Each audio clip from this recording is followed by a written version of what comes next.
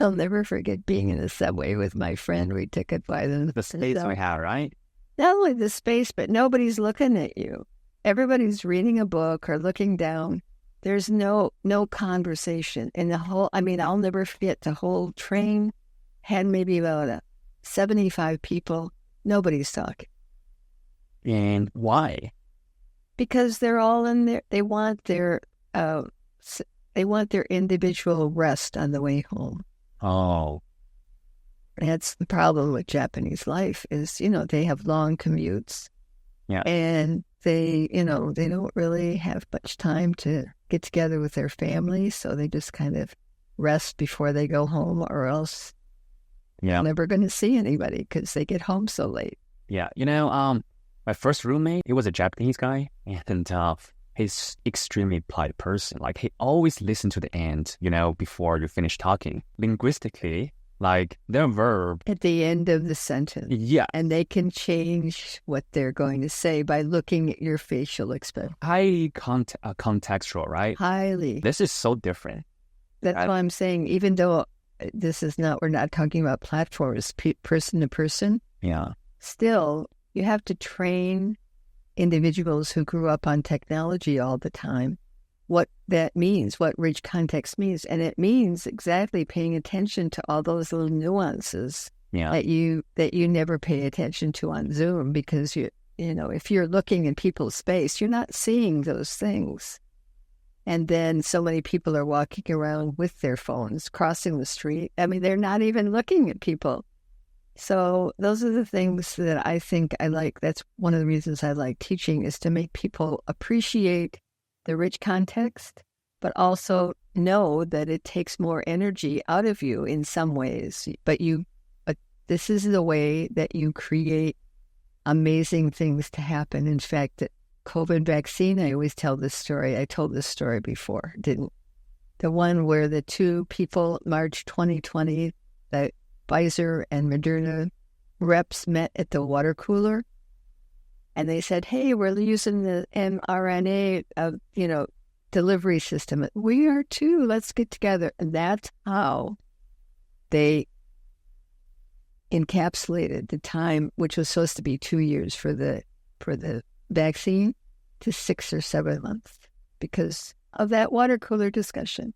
They supported each other in a time of crisis. And I thought, to me, that's such a great story. Yeah. So that rich context is important in life. How do you define context? Like, context means that you're aware of everything going on around you. You feel the energy. You feel people's electrical energy. You smell the pheromones, even though you don't realize you do. You notice, what they're doing with their body. You notice you're sharing an environment with someone. So you have to share that together. And how does that make a difference for what's the best kind of communication? People, in business want to know those things, because if you're negotiating, for example, you have to be aware of all those things. Every time especially the first year I came to this country, having conversation with Americans, sometimes they don't understand me. And at really first, I was like, maybe it's my pronunciation. So it's pronunciation. I was like trying to, analyze what is the reason why they don't get me, right? In Asian countries, when we talk, we have a lot of context, right? So I don't have to mention every details, but you get me, you understand me. But here, I have to give background details. According to, I'm sorry. That's okay. To Durst Anderson. Yeah. English is speaker-oriented. Chinese is hearer-oriented. Yeah.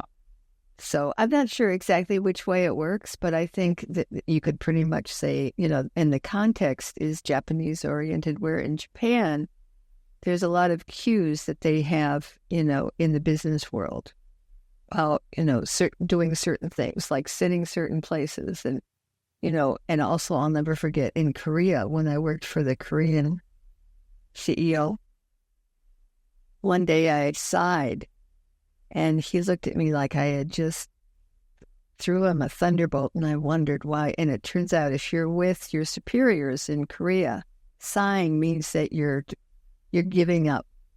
And I was like, no, I need to take a breath. But that's, how you find things out. And that's why I'm saying a lot of people distrust what could easily be solved just by learning a few important things about how we communicate with each other. Yes. And I think also Americans, when it comes to communication, they're more explicit and direct. Direct. Yeah. Oh, they're not subtle at all. Mm-hmm. They don't hesitate to tell you, right, give you a criticism, right? Right away. Yeah. Right away. However, in China or in Japan, even though we can feel uncomfortable inside, we still present like we're happy about this. We care harmony so much.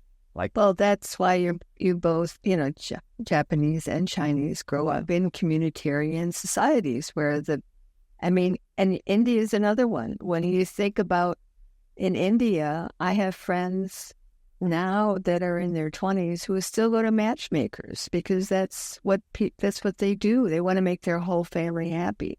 And in China, I know it's not only your family, but it's your neighborhood, right? Yeah. Huanqi, where you're going to live. Yeah. And who you're going to marry and how, what the relationship is between. So in the United States, it's all individualistic. So I think that really shows the difference because that's why English is speaker oriented. It's like, I'm telling you, this is how it is. You can decide or not. And, the context oriented, the Japanese is like, what hell are they talking about? But the speaker, I think in China, there's more. First of all, Chinese grammar is similar to English grammar. So you don't have to wait till the end and you find out. But it's still, there's too many misunderstandings about Chinese culture because for some reason, countries do certain things politically that are, prevent us from really learning more. But luckily for me, I've had so many students from China that it has really helped in all my studies that I've had students from 58 countries. Wow. So I really feel like, and after you spend, 3 months with them, I really feel like I understand a little bit about the country. Yeah. And there's a great variety, and it's just always so exciting for me to have that experience. So agree. And, I think there's another difference. So, when it comes to a active conversation, Chinese and Japanese, we tend to, listen to the end and kind of don't interrupt the person who's talking. Oh, yes. But Americans are different. They love to interrupt. Yes, because they want to show that they are actually interested, right? They want to engage into the conversation and be active. I think, however, if you are talking with a Japanese guy or Chinese guy, and if you interrupt a lot, that is the way. Oh, I already had that experience. Yeah. Even though I'd been around Japanese people for 30 years, one day I worked at one year I worked for as a volunteer for this man. Yeah, whenever I interrupted, boy, I was given the dirty, the dirty eye, better not. But what I learned, though, is that Japanese languaging takes 4 times longer than English languaging. So with us, we just throw things out, but you have to think ahead and translate ahead. And so, it'll take a little bit longer is what I'm thinking about that difference, the differences in culture. Yeah. I mean, this is just my theory that I was just thinking about when you said that because, it's a lot of work to have to be able to communicate and get in you for people who don't do 4 times that amount of work. That's why the skill of having been communication in those countries, the communitarian cultures, they're better at communicating. Mandarin and also Japanese, we tend to have a lot of formality in the language. Yes. Because, our language kind of reflects social hierarchy. And if you're talking with the superior or someone who's older than you, for example, so in Chinese, we have 2 words for you, Y-O-U. So we're just talking with our friends, you can just use me. But when you are talking to like a superior or your parents, you use me. Right. So it's so different. But in English, there isn't much of formality, right? So Well, yeah, so it's so different. yeah. Well, it's an egalitarian. It came through an egalitarian way. But the thing that's so great about those kind of communications is that when you're envisioning a way to explain to someone else, you have to think like they do. And sometimes Americans just keep talking no matter what.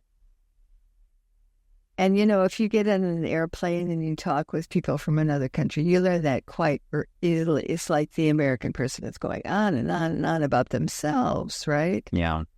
They're not trying to engage. And I'm not, please don't publish this because it's not that I'm against American communication, but it is a shortcut because it's all based on words. And that's what the bottom line is for a contract. Here's your contract. Why don't you accept the contract and then get to know us? No, they want to know you ahead of time because it's a communitarian culture.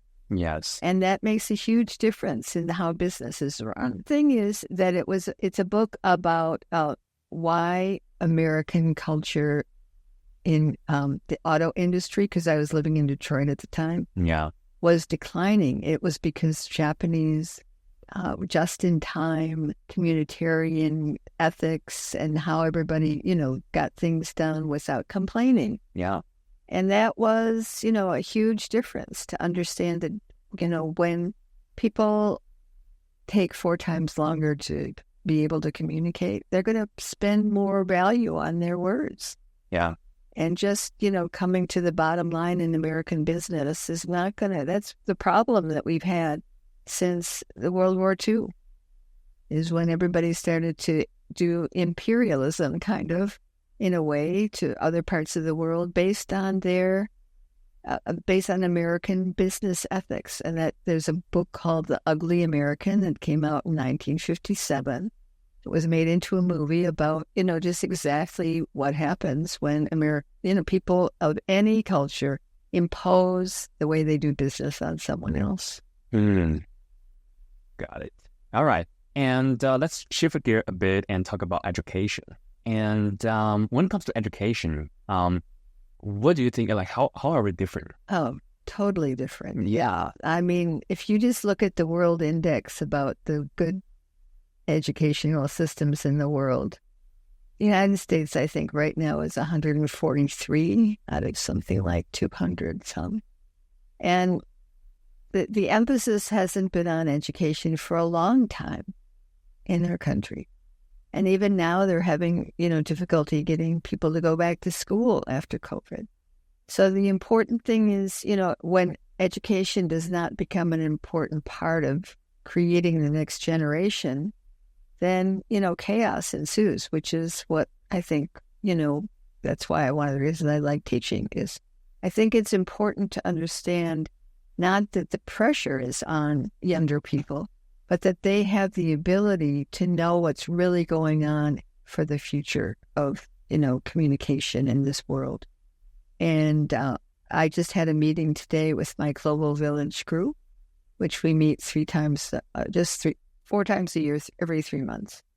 But, they asked me, let's just get together and just talk. Let's not have a presentation. Let's just talk to each other. And that's what they wanted. And it was really successful. So those are the important things that I think that people that are educators and parents need to understand about what's going on in the United States is that there's, it's not a cultural gap between us and, the younger generation.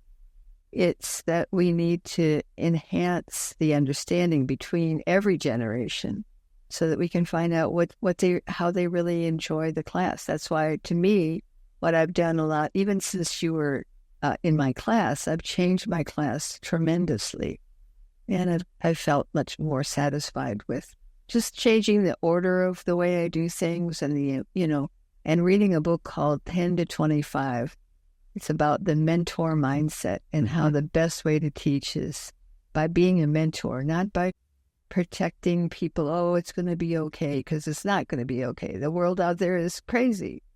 Or an enforcer who makes you feel like you can never change. And that's, important thing not to do. So, being a mentor works in the workplace too. So that's why I always tell my students about this, because if you're in the workplace, you're going to be a manager of yourself. So you have to learn how to manage yourself and be a mentor to yourself and find someone in your company that you can emulate. Those are always good people. Coming back to the cultural difference topic, you definitely notice that Chinese student tends to be more quiet during. Oh, absolutely. Yes. The American students are much, much more active. I think when it comes to Chinese and Japanese and Korean, I have to say those three cultures I've been around the most. Yeah. I mean, I worked with the most. And they all have the ethos of symbiosis, which we talk about, come from Confucianism. They're all based on Confucianism. So they all have that respect for other people, respect for teachers and parents and family, which we don't have in this culture. We have, American Revolution, and we created, a multicultural society, and we're still working on it, But the thing about the Asian cultures is they already have a built-in understanding of how important education is. So I never mind that they don't say anything, because they always work really hard. And I also am concerned, some of them, when they come over, their English may not be so good. And so I try to, not complain about any of those things, but just encourage them to talk to the other students. This seems to be working the best. And the students who are from the United States and work in a team with people from another country, especially China, they love hearing all about it. And I think it really helps, people understand more, having that experience about how different the world is. But a lot of us are pretty much the same. Talk about education, I think our definition of success is mainly based on the grades, the academic performance. The good side of this is that, everyone is having equal opportunities. Right. Because we have such a huge population. I mean, there's too much competition going on, and we have to have, kind of a different education mechanism. Of course. After we kind of enter the society, we kind of feel lost, because the definition of success change. That is why I think that what I do, I really think it's the most important thing I tell all my students. The biggest difference in the world between different cultures is that communitarianism or individualism. Yeah. Because any society that has a good communitarian concept, and especially the egalitarian countries like Scandinavia, all the Scandinavian countries, there's a lot of freedom for women and a lot of equal ideas. But because of that, I think that the communitarian and individual middle road, as they say, in Buddhism, the middle road, middle road, is in the United States, because we have to be able to accommodate everybody. And we're doing that to a certain extent, but then, it's not it's not tied with education. And that's what I think, feel and understand about all the students that came. I remember when all of a sudden there were so many Chinese students in my class, and I was so happy. But I learned, they became more interested in learning who they were and how it related to their group. And, I think both things are important, because if you lose yourself, but if you feel comfortable being born in a certain culture, then you're happy. I was never really happy with my culture. I always want culture. No, I like it, but I wish that we would all get along, because I love meeting people from all over the world. It's my favorite thing.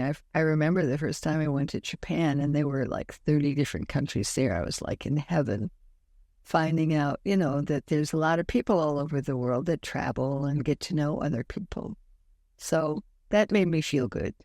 You have students from like so many different backgrounds, cultures. And which one specifically you like the most and why? Or you just like... No, obviously the Chinese and the Japanese and the Korean students, because they're more respectful and they do the work more. And I became the ones that I'm friends with now. I think I told you yesterday, one of my students from 2015 came with her husband and 2 kids, and we do a lot of things together. So, and I'm still in contact with my friends, my students in China. And I know so many Japanese people. It's just like when I do have a student, it's not as many as China, because China has, at SMC, there's a lot of Chinese students. A lot. It's like 10 times more than the other classes and the other cultures.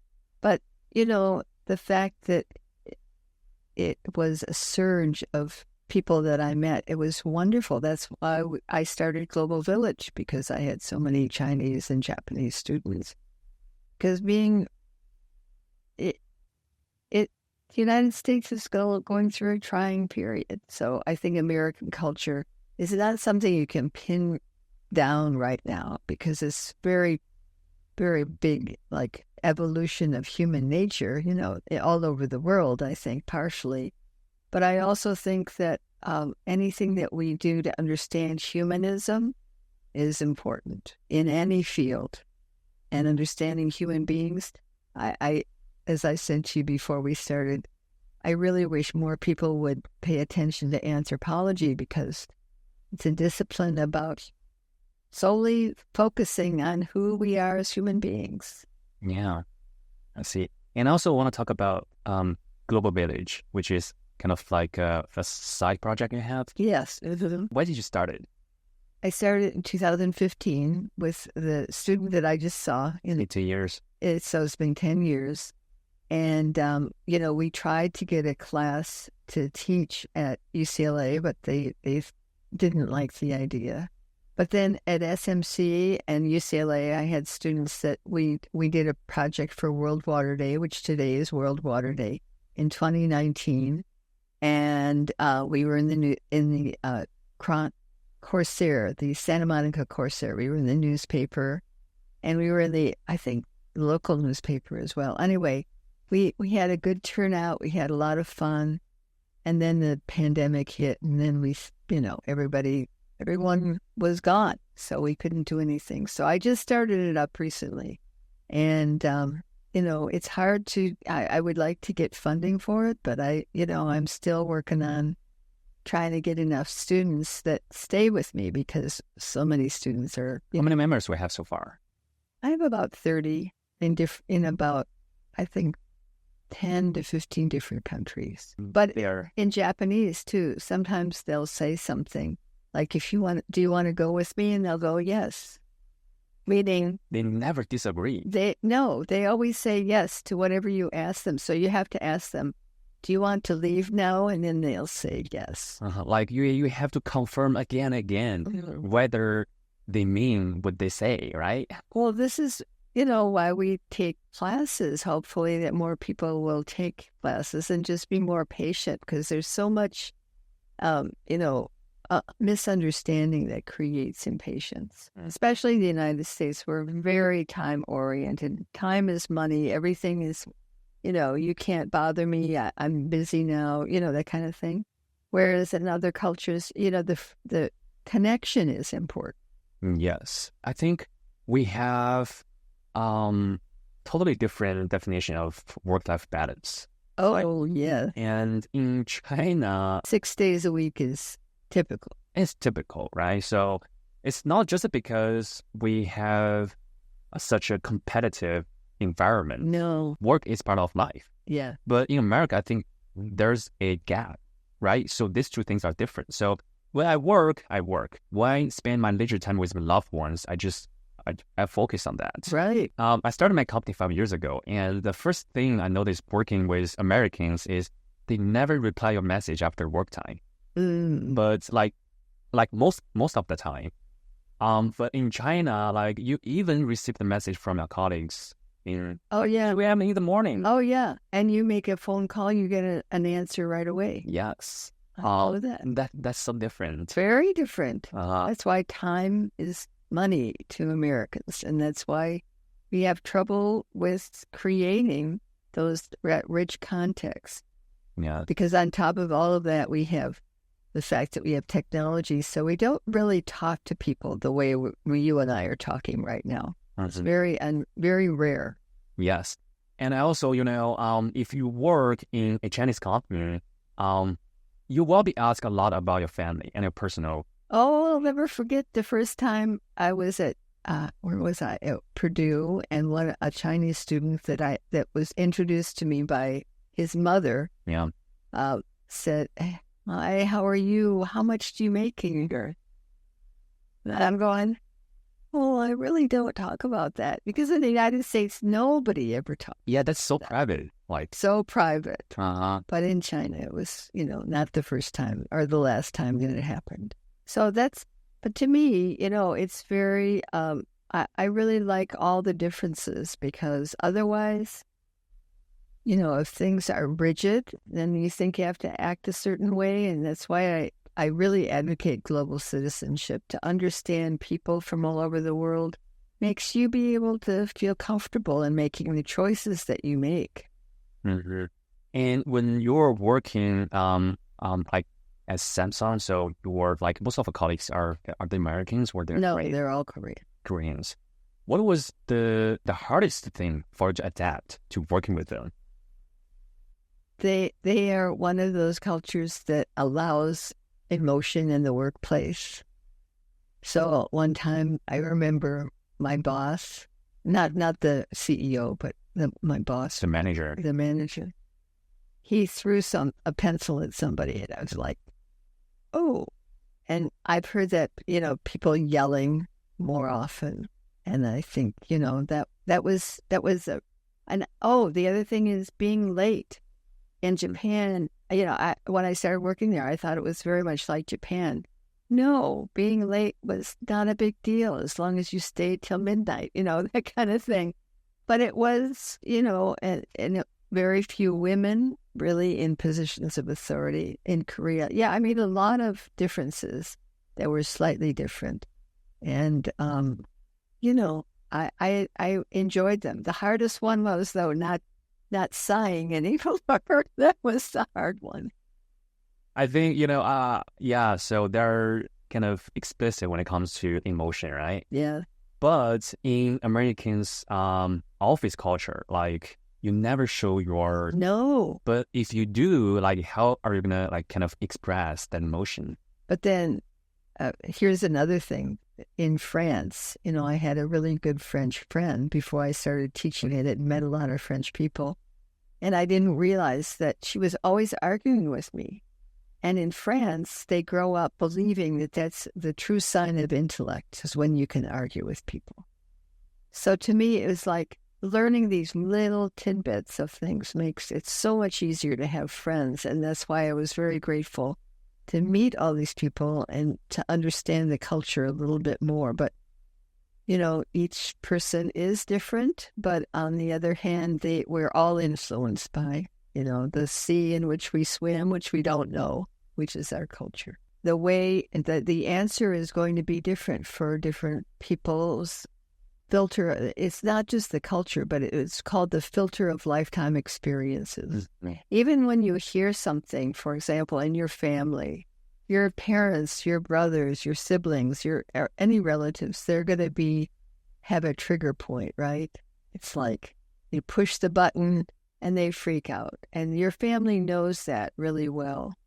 But if you don't have a family that's, like that, then you're going to never understand that people have a certain trigger. And, when you're talking to them, you might say something unknown to you, like I did with the sighing.